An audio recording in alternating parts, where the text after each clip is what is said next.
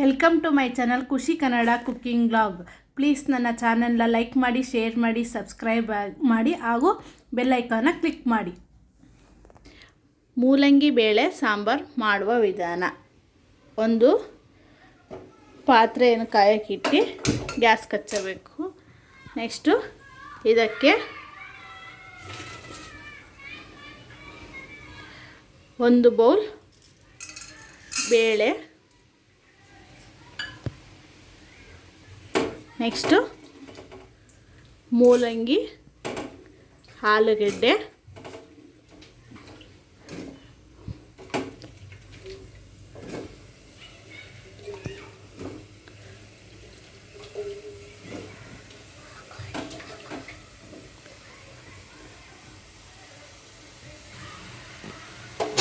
ಮೂಲಂಗಿ, ಆಲೂಗೆಡ್ಡೆ ಮತ್ತು ಬೇಳೆಯನ್ನು ಒಂದು ಕುಕ್ಕರಲ್ಲಿ ಹಾಕಿಕೊಂಡು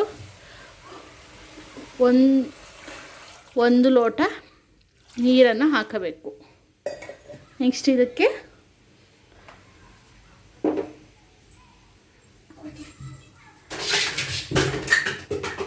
ಒಂದು ಚಿಟಿಕೆ ಅರಿಶಿಣ, 3 ಟೊಮೊಟೊ ಹಣ್ಣು ಸ್ಮಾಲ್ ಸೈಜನ್ನ ಹೆಚ್ಚಿಟ್ಕೊಂಡಿದ್ದೀನಿ, ಅದನ್ನು ಹಾಕಿ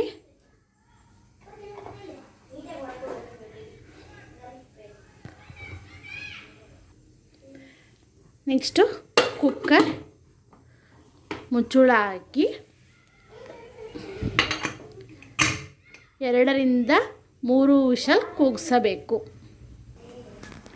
ನೆಕ್ಸ್ಟು ಮಸಾಲೆ ರುಬ್ಬಲು ಒಂದು ಬೌಲ್ ಕಾಯಿ ತುರಿ, ಈರುಳ್ಳಿ, ಒಂದು ಈರುಳ್ಳಿ, 2 ಚಿಕ್ಕ ಸೈಜ್ ಟೊಮೊಟೊ, ದೊಡ್ಡ ಸೈಜ್ ಅಂದರೆ ಒಂದೇ ಸಾಕು, ಚಿಕ್ಕ ಸೈಜ್ ಆದರೆ 2 ಟೊಮೆಟೊ ಹಣ್ಣು.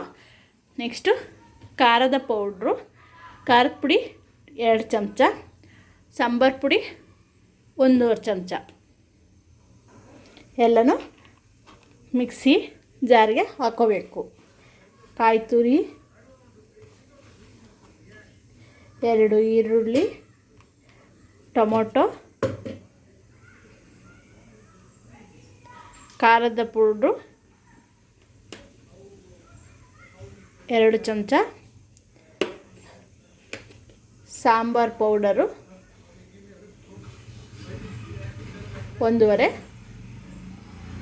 ಚಮಚ, ಇಷ್ಟು ನೀರು ಹಾಕಿ ಚೆನ್ನಾಗಿ ಗ್ರೈಂಡ್ ಮಾಡಿಕೊಳ್ಳಬೇಕು. ನೋಡಿ, ಈಗ ಮಸಾಲೆ ರೆಡಿಯಾಗಿದೆ. ವಿಷಲ್ಲು ಬೇಳೆ, ಆಲೂಗೆಡ್ಡೆ, ಮೂಲಂಗಿ, ಟೊಮೊಟೊ ಹಾಕಿ 3 ವಿಷಲ್ ಹೊಡ್ಸಿದ್ದೀನಿ.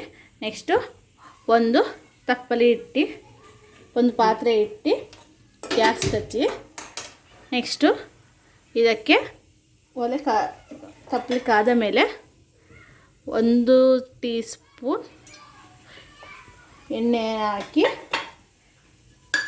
ಎಣ್ಣೆ ಕಾದ ಮೇಲೆ ಎಣ್ಣೆ ಕಾದಿದೆ. ಈಗ 1 ಟೀ ಸ್ಪೂನ್ ಸಾಸಿವೆ, 1 ಟೀ ಸ್ಪೂನ್ ಜೀರಿಗೆ, ಕರಿಬೇವು,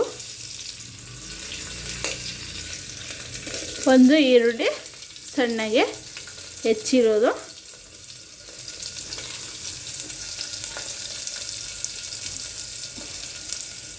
ನೆಕ್ಸ್ಟು ಸ್ವಲ್ಪ ಹಿಂಗು, 1 ಚಿಟಿಕೆ ಹಿಂಗು ಹಾಕಿ ಚೆನ್ನಾಗಿ ಫ್ರೈ ಮಾಡಿ. ಈರುಳ್ಳಿ ಚೆನ್ನಾಗಿ ಫ್ರೈ ಆದ ಮೇಲೆ ರುಬ್ಬಿದ ಮಸಾಲೆಯನ್ನು ಇದಕ್ಕೆ ಹಾಕಿಕೊಳ್ಳಿ.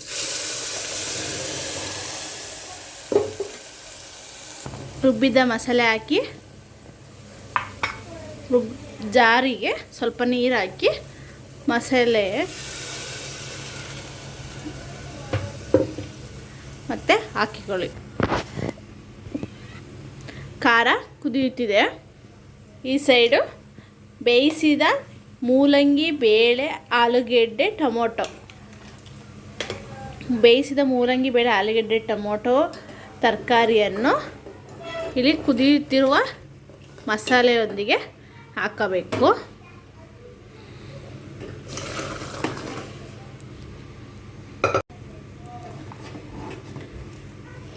ನೋಡಿ ಈ ಥರ ಎಷ್ಟು ಚೆನ್ನಾಗಿ ಕಾಣಿಸ್ತಾ ಇದೆ.